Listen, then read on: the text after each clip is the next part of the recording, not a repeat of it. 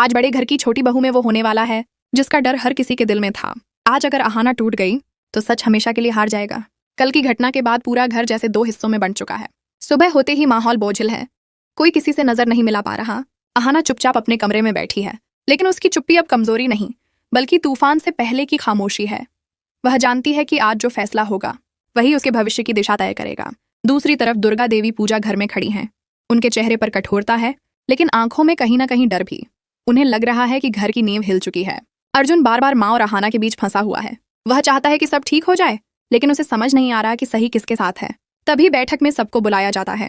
दुर्गा देवी साफ शब्दों में कहती हैं कि अब इस घर में किसी भी तरह की आजादी की मांग बर्दाश्त नहीं की जाएगी।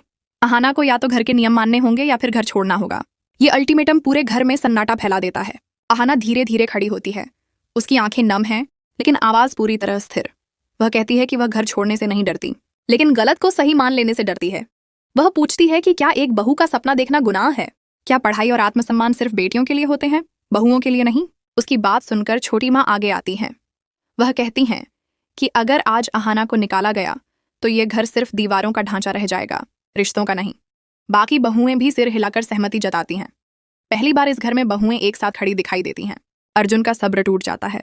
वह माँ से कहता है कि अगर अहाना चली गई तो वह भी इस घर में नहीं रह पाएगा। यह बात दुर्गा देवी के लिए सबसे बड़ा झटका होती है।